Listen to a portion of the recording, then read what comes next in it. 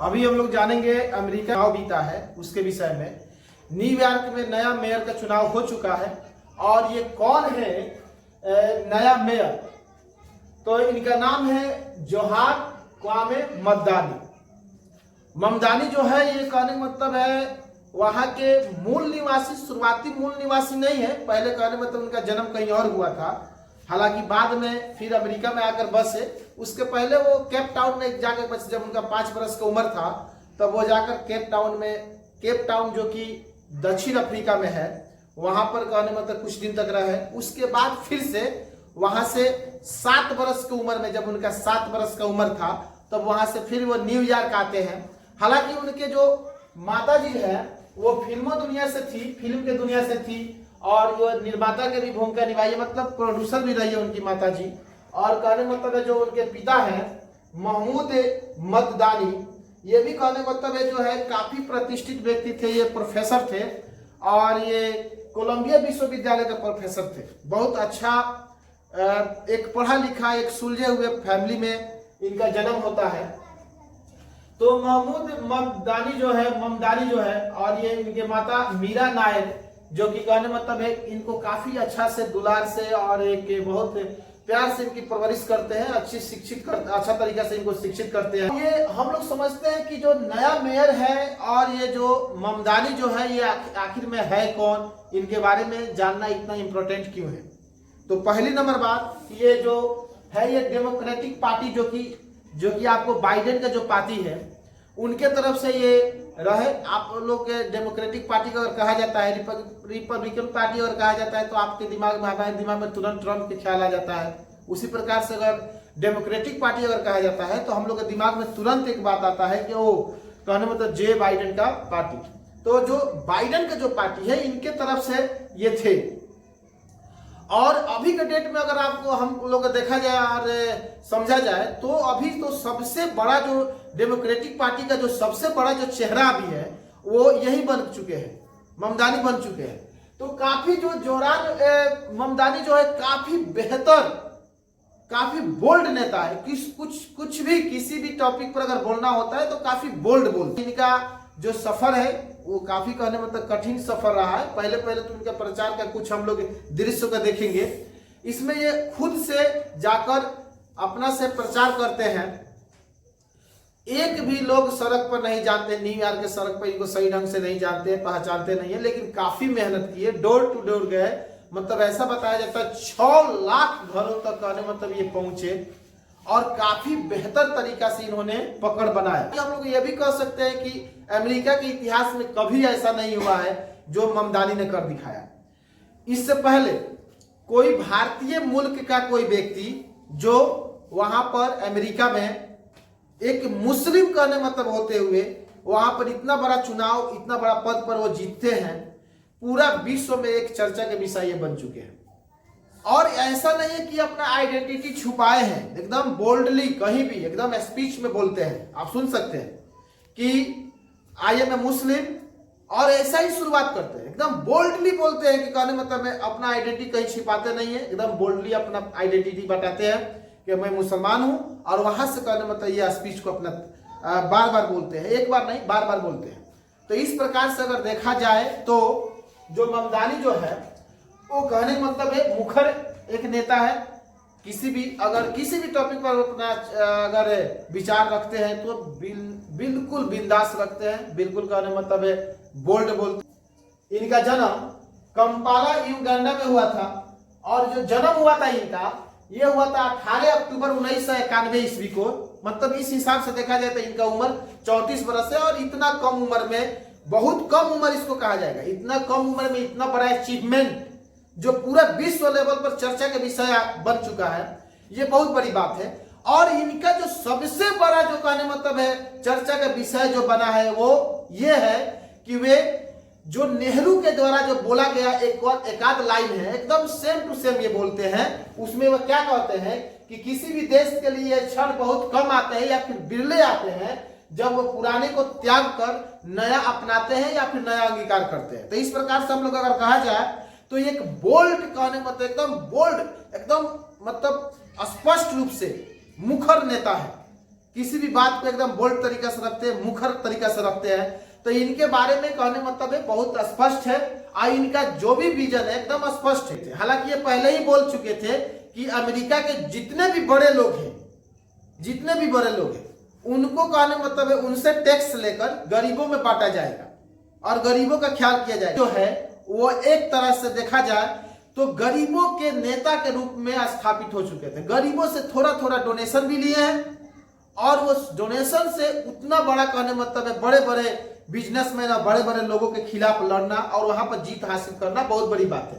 New York वैसे भी बहुत ज्यादा बेहतर शहर है और ये अमेरिका का बहुत बड़ा शहर है और इस दृष्टि से भी क्योंकि वहां पर उसको वित्तीय शहर कहा जाता है। जैसे हम लोग के इंडिया का वित्तीय राजधानी कौन है तो मुंबई, उसी प्रकार से अमेरिका का जो वित्तीय राजधानी है वो यही न्यूयॉर्क है। तो इस प्रकार से न्यूयॉर्क में वहां पर काफी बिजी काफी व्यस्त शहर है और वहां पर अपना पहचान बनाना, जीरो से हीरो तक का सफर, जीरो से कहने मतलब है अब कहा जा सकता है फर्श से अर्श तक का सफर जो ये तय किए, ये अपने आप में बहुत बड़ी बात है। और यहाँ पर हम एक दो बातें और देख सकते हैं कि ये जो स्पष्ट रूप से नरेंद्र मोदी के खिलाफ भी बोले हैं, नरेंद्र मोदी के बारे में भी जब इनसे पूछा गया तो एकदम स्पष्ट रूप से उनके खिलाफ बोले हैं, पूरा तरह से खिलाफ बोले हैं। ये नहीं कि थोड़ा सा भी चलो मिला जुला के। इसको देखिए, इसराइल से लेकर भारत के प्रधानमंत्री नरेंद्र मोदी तक की खुलकर आलोचना कर चुके हैं। मई 2025 में एक कार्यक्रम में उनसे एक सवाल पूछा गया कि अगर भारतीय प्रधानमंत्री Narendra Modi Madison Square garden में रैली करते हैं और फिर न्यूयॉर्क के मेयर के साथ साझा प्रेस कॉन्फ्रेंस को संबोधित करना चाहते हैं तो क्या वह उसमें शामिल होंगे। ममदानी ने तब नहीं में जवाब देते हुए कहा था, मेरे पिता और उनका परिवार गुजरात से है। नरेंद्र मोदी ने गुजरात में मुसलमानों के बड़े पैमाने पर कत्लेआम को अंजाम देने में मदद की। इतनी बड़ी हिंसा हुई कि अब तो ऐसा लगता है जैसे गुजराती मुसलमान हैं ही नहीं। हमें मोदी को उसी नज़र से देखना चाहिए जैसे हम बिन्यामिन नेतन्याहू को देखते हैं।